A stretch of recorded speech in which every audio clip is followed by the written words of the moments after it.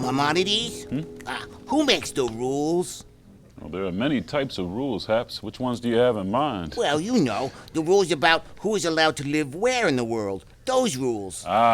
Those rules. Yeah, now let's say everyone who lives in China... That's over 1 billion people. Yeah, right. Well, maybe they all wanted to move to Ireland. People like to visit Ireland, right? Yeah, Ireland is very pretty, very green. Yeah.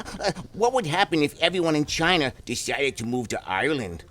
They probably wouldn't fit, right? That's right. If Ireland added over 1 billion people, the island would become very crowded. Oh, and that's why you need rules. To say you, but not you. Well, every country makes its own rules. That's the way it's always been. For hundreds of years, the U.S. has welcomed immigrants, and we still do today. So, we let everyone in? Well, no, not exactly. Because there would be too many people? Well, we're selective. What do you mean, selective? We want to keep the riffraff out. Okay, BP, what would you consider riffraff to be? Bad guys, criminals, lawyers. Maybe not lawyers. Anarchists, people who want to destroy the American way of life. People who might want to take away good American jobs, too. Well, yes, that's part of the story. I mean, many people were turned away for fear they were likely to become a public charge. Well, what does that mean? It means they can't take care of themselves. Oh, well, how about people who look different or smell funny? Well, back in the late 1800s, when the United States was just figuring out its immigration policy, a congressional committee described Slavs and Italians as having low intelligence. They said they were a people that lived like beasts and ate food that would nauseate and disgust an American workman. Harsh! Especially for those of us with Slavic and Italian blood. At one time or another, we wanted to exclude all sorts of immigrants because of the way they looked, spoke, behaved, and, yes, smelled. They were Irish, Italian, the Spaniards, Scandinavians, Russian Jews, Chinese, Japanese, Mexicans. I guess everyone smells funny in their own way. Yeah, people are so afraid of what they don't understand.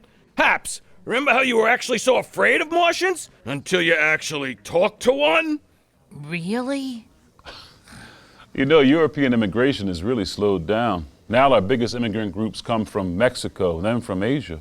But we're building a giant fence between the U.S. and Mexico to keep the Mexicans out. In, out, let's make up our minds. Well, maybe we could build a gigantic fence all along the Pacific coastline, too. Oh, yes, sirree. That way we could invite people from Asia in and keep them out at the same time. People from China, India, and the Philippines, I'm talking about you. Oh, what about the people from the Middle East? I know there are a lot of them with no place to go. People are afraid of terrorism. But should we allow ourselves to be guided by fear or by rational, reasonable, clear thinking? Irrational fear is a rule. We're always worried about the most dangerous immigrants, and it always works out fine in the end. Yeah, but this time, it might be different. Every time people think this time it's different. Hey, chew on this. 98% of Americans are or are descended from immigrants. You know Standard Joe's pal Kenny? Well, Kenny claims he's Azerbaijani and Ethiopian Zimbabwean American. Oh, I liked it when he brought us Mopani. Those fat little caterpillars from Africa? Yeah. You and Najee are the only ones who liked them. Oh, I dream about them. That's creepy. No, that's delicious. Immigrants built this nation. Hey, and they built the Yankees. Come on, people. Babe Ruth, German. Lou Gehrig, another German. Berra, Italian. Jeter, Irish, German, English, African-American.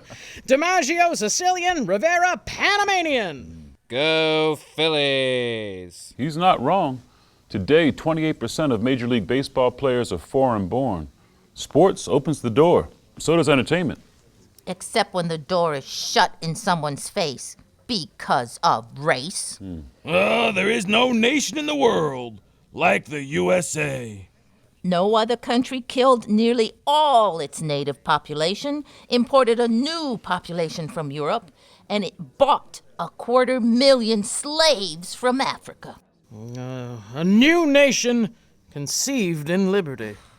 And dedicated to the proposition that all men are created equal.